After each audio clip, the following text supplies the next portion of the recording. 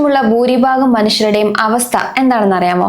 വർഷങ്ങളായി കഠിനാധ്വാനം ചെയ്യുന്നുണ്ടാവും, രാവിലെ മുതൽ രാത്രി വരെ ഓടുന്നുണ്ടാകും.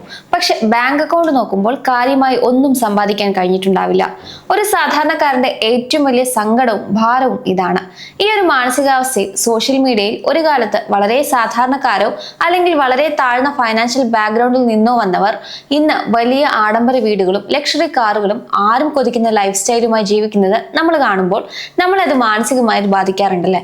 റിയലും റിയാലിറ്റിയും രണ്ടാണെന്ന് നമ്മുടെ യുക്തി നമ്മളോട് പറയുമെങ്കിലും മനസ്സിന്റെ ഉള്ളിൽ ഭയങ്കരമായ ഒരു കുറ്റബോധം വന്നെന്നറിയും. വളരെ താഴെ നിന്നും വന്നവർക്ക് വരെ ഇതൊക്കെ സാധിച്ചെങ്കിൽ ഞാൻ മാത്രം എന്താ ഇപ്പോഴും ഇവിടെ തന്നെ നിൽക്കുന്നത്?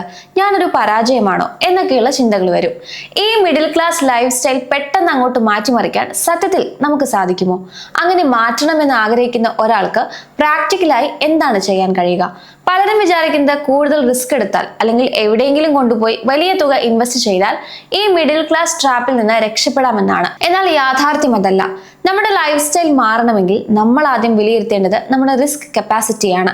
നിങ്ങൾ ആഗ്രഹിക്കുന്ന റിസ്ക്കും നിങ്ങളുടെ നിലവിലുള്ള വരുമാനവും ബാധ്യതകളും വെച്ച് നിങ്ങൾക്ക് താങ്ങാൻ പറ്റുന്ന റിസ്ക്കും രണ്ടാണ്. ഈ രണ്ട് കാര്യങ്ങളും കൃത്യമായി തിരിച്ചറിഞ്ഞ് ഒരു ബാലൻസ് കണ്ടെത്തുന്നതിനെയാണ് ഫൈനാൻഷ്യൽ പ്ലാനിംഗിൽ റിസ്ക് പ്രൊഫൈലിംഗ് എന്ന് പറയുന്നത്. നമ്മുടെ ഈ മിഡിൽ ക്ലാസ് പരിമിതികൾക്കുള്ളിൽ നിന്നുകൊണ്ട് സ്വന്തം റിസ്ക് പ്രൊഫൈൽ എങ്ങനെ തിരിച്ചറിയാമെന്നും കൃത്യമായ കണക്കുകളിലൂടെ ഇന്ന് നമുക്ക് നോക്കാം. ആദ്യം നമ്മുടെ റിസ്ക് എടുക്കാനുള്ള ശേഷിയെ സ്വാധീനിക്കുന്ന പ്രധാനപ്പെട്ട ചില ഫാക്ടേഴ്സ് നമ്മൾ അറിഞ്ഞിരിക്കണം. ഒന്നാമതായി നമ്മുടെ കുടുംബത്തിൽ വരുമാനമുള്ള ആളുകളുടെ എണ്ണമാണ്. കാരണം ഏർണിംഗ് മെമ്പേഴ്സ് കൂടുമ്പോൾ സ്വാഭാവികമായും നമുക്ക് റിസ്ക് എടുക്കാനുള്ള ശേഷിയും കൂടും. പണം കണ്ടെത്താൻ ഒന്നിലധികം വഴികളുള്ളപ്പോൾ ധൈര്യമായി മുന്നോട്ട് പോകാം. എന്നാൽ അവിടെ ശ്രദ്ധിക്കേണ്ട വേറൊരു കാര്യം നമ്മളെ ആശ്രയിച്ച് ജീവിക്കുന്ന ആശ്രിതരുടെ എണ്ണമാണ്. ഡിപെൻഡന്റ് മെമ്പേഴ്സ് കൂടുന്തോറും നമ്മുടെ റിസ്ക് എടുക്കാനുള്ള ശേഷി കുറയും. അവിടെ ഉത്തരവാദിത്തങ്ങൾ കൂടുതലാണ്. അതുപോലെ തന്നെ പ്രധാനപ്പെട്ട മറ്റൊന്നാണ് ആയുർദൈർഘ്യം.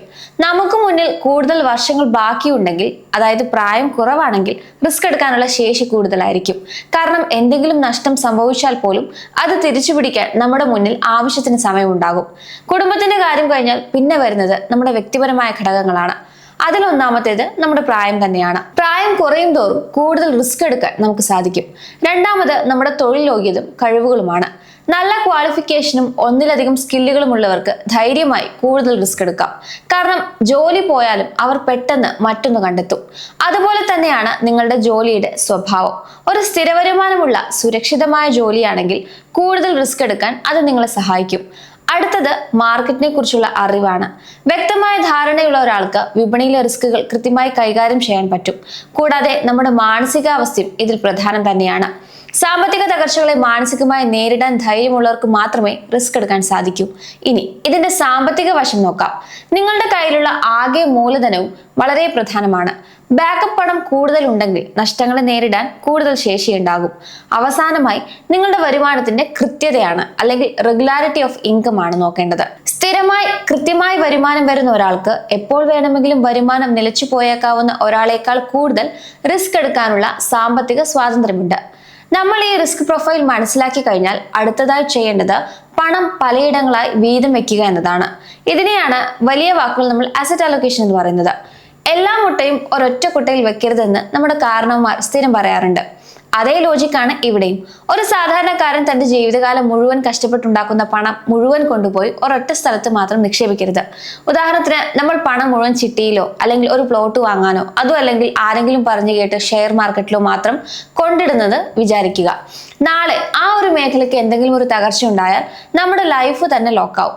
പകരം കയ്യിലുള്ള തുകയിൽ ഒരു ഭാഗം പെട്ടെന്ന് ആവശ്യത്തിന് എടുക്കാൻ പറ്റുന്ന ബാങ്ക് ഡിപ്പോസിറ്റിലോ സ്വർണത്തിലോ വയ്ക്കുക.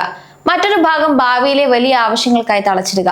ഒന്നിന് വിലയിടുമ്പോൾ മറ്റൊന്ന് നമുക്ക് തുണയാകുന്ന രീതിയിൽ പണം പലയിടങ്ങളായി പ്ലാൻ ചെയ്ത് മാറ്റിവെച്ചാൽ മാർക്കറ്റിലോ നമ്മുടെ ജീവിതത്തിലോ എന്ത് പ്രതിസന്ധി വന്നാലും നമ്മുടെ കുടുംബത്തിന്റെ സമാധാനം നഷ്ടപ്പെടില്ല. അതുകൊണ്ട് ഏത് വഴിയിലൂടെ പണക്കാരനാകാമെന്ന് ചിന്തിക്കുന്നതിനേക്കാൾ നമ്മുടെ പണം എങ്ങനെയൊക്കെ സുരക്ഷിതമായി വീതം വെക്കാമെന്ന രീതിയിൽ പ്ലാൻ ചെയ്തു തുടങ്ങാം. ഇനി ഈ പണം വീതം വെക്കുന്നതിൽ പ്രധാനമായ 3 വഴികളുണ്ട്. അതും നമ്മുടെ ജീവിത രീതിയുമായി തന്നെ കണക്ട് ചെയ്യാം. ഒന്നാമത്തേത് സ്ട്രാറ്റജിക് അലോക്കേഷൻ ആണ്. അതായത് നമ്മുടെ ജീവിതത്തിലെ വലിയ വലിയ ലക്ഷ്യങ്ങൾ, അതായത് കുട്ടികളുടെ വിദ്യാഭ്യാസം, സ്വന്തമായ ഒരു വീട് അല്ലെങ്കിൽ റിട്ടയർമെന്റ് ലൈഫ്, ഇതിനെയൊക്കെ മുൻനിർത്തി നമ്മൾ ലോങ് ടേമിലേക്ക് മാറ്റിവെക്കുന്ന കൃത്യമായ പ്ലാൻ. നമ്മുടെ ജീവിത സാഹചര്യത്തിൽ വലിയ മാറ്റങ്ങൾ വന്നാൽ മാത്രമേ ഈ പ്ലാനിൽ നമ്മൾ മാറ്റം വരുത്തേണ്ടതുള്ളൂ. രണ്ടാമത്തേത് ടാക്ടിക്കൽ അലൊക്കേഷൻസ് ആണ്. ഇത് മാർക്കറ്റിലെ താൽക്കാലിക അവസരങ്ങൾ നോക്കി കളിക്കുന്ന പരിപാടിയാണ്. ഉദാഹരണത്തിന്, ഇപ്പോൾ റിയൽ എസ്റ്റേറ്റ് മാർക്കറ്റ് നല്ല ലാഭത്തിലാണ്, അല്ലെങ്കിൽ ഷെയർ മാർക്കറ്റ് കയറാൻ പോകുന്നു എന്ന് കേൾക്കുമ്പോൾ കുറച്ച് പണമെടുത്ത് അങ്ങോട്ട് മാറ്റുന്ന രീതി. പക്ഷെ ഓർക്കേണ്ടത്, ഇത് വലിയ തുക കയ്യിലുള്ള മാർക്കറ്റ് കൃത്യമായി അറിയാവുന്നവർക്ക് മാത്രം പറ്റിയ ഒരു രീതിയാണ്. സാധാരണക്കാർ ഇതിൽ കൂടുതൽ വീഴരുത്. മൂന്നാമത്തേത് ഡൈനാമിക് അലോക്കേഷൻ ആണ്. മാർക്കറ്റിലെ വിലക്കയറ്റവും ഇറക്കവും നോക്കി യാതൊരു ഇമോഷൻസും ഇല്ലാതെ ഓട്ടോമാറ്റിക്കായി പണം സുരക്ഷിതമായ ഇടങ്ങളിലേക്ക് മാറുന്ന ഒരു സിസ്റ്റമാറ്റിക് രീതിയാണിത്. ഇതിൽ ഒരു സാധാരണക്കാരൻ ഏറ്റവും കൂടുതൽ ശ്രദ്ധ കൊടുക്കേണ്ടത് നമ്മുടെ ജീവിത ലക്ഷ്യങ്ങളുമായി ബന്ധപ്പെട്ട ആ ഒന്നാമത്തെ ലോങ് ടേം പ്ലാനിൽ തന്നെയാണ്. നമുക്കൊരു ചെറിയ ഉദാഹരണത്തിലൂടെ ഇത്തരമൊരു പ്ലാൻ കൂടെ ഉണ്ടാക്കി നോക്കാം. ഓരോ പ്രായത്തിലുള്ളവരും പണം എങ്ങനെ വീതം വെക്കണമെന്ന് റഫ് പ്ലാൻ. നിങ്ങൾ പ്രായം കുറഞ്ഞ മറ്റു ബാധ്യതകളൊന്നുമില്ലാത്തൊരു ജോലിക്കാരനാണെന്ന് വിചാരിക്കുക. നിങ്ങൾക്ക് റിസ്ക് എടുക്കാൻ കൂടുതൽ ശേഷിയുള്ളത് കൊണ്ട് കയ്യിലുള്ള പണത്തിന്റെ പകുതിയിലധികവും, അതായത് ഏതാണ്ട് 50% മുതൽ 70% വരെ ഓഹരി വിപണിയിലോ മ്യൂച്വൽ ഫണ്ടുകളിലോ നിക്ഷേപിക്കാം.